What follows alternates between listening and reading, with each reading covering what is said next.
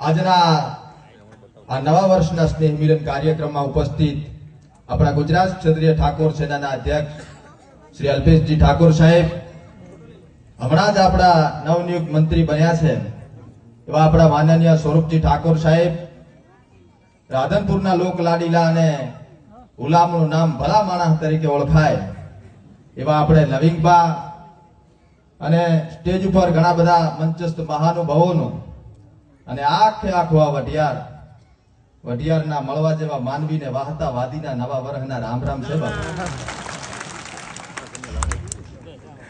ઘણું તો કઈ કેવું નથી ભગત,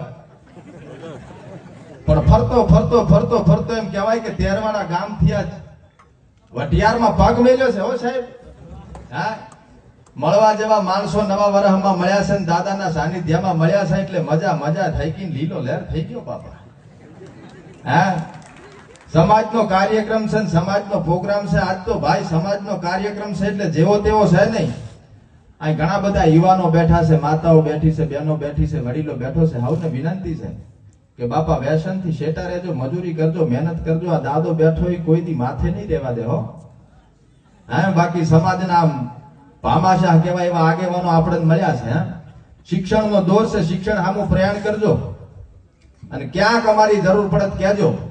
પણ એમ કહેવાય ભગત કે હુતા ટાણે પંખો ફરે, મગજ ફરતો હોય, પગમાં સકર ગોઠવ્યા હોય, થાક્યા હોય, પાક્યા હોય, હાથ કામ ના કરતા હોય, પગ કામ ના કરતા હોય તો બે ઘડી યુટ્યુબમાં જઈને વાહતાવાદીના વિડિયા જોવાના તો મારે શાકભાજીના નીકળે.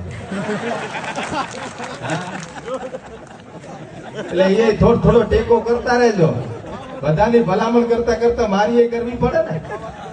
હા, અમાર તો એમાં હેડે છે, તમે બધા સપોર્ટ કરો છો તો હેડી જાય છે. એટલે આમાં ટેકો રાખજો. હા, બાકી આ જીવનની અંદર સાહેબ એક નાનું છોકરું હોય ને, એના પરિવારને ઓળખતું હોય, મા બાપને ઓળખતું હોય, દાદા દાદીને ઓળખતું હોય, અને એના પછી કોઈને ઓળખતું હોય ને તો અમને ઓળખતું હોય. ઈ પ્રેમ કમાણા, ઈ તમારા બધાના આશીર્વાદ છે ને આવા નવા આશીર્વાદ રાખજો.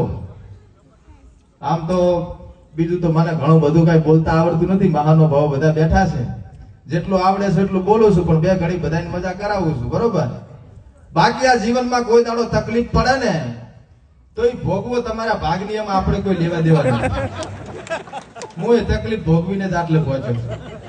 બરોબર? અને આગળ આપવું હોય તો તકલીફ ભોગવવી પડે. તકલીફ એને આલે ભગવાન, જેનામાં સહન કરવાની શક્તિ હોય, તમારામાં સહન કરવાની શક્તિ છે. કોક દી તકલીફ પડે ને તો મન મક્કમ રાખીને આગળ વધવાના પ્રયાસ કરજો, સફળતા 100% મળે છે. ઘણી શાકભાજીની લારીઓ ચલવી, પાર્લર ચલવ્યા, જ્યુસની લારીઓ ચલવી, સિમ કાર્ડ વેચે સાહેબ.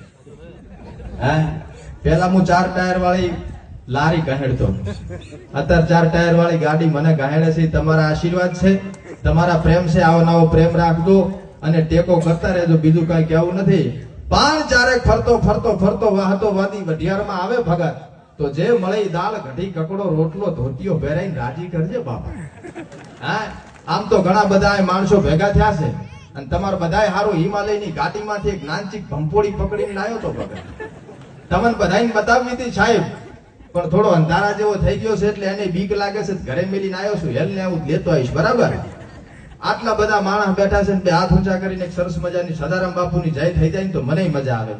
બોલો સદારામ બાપાની.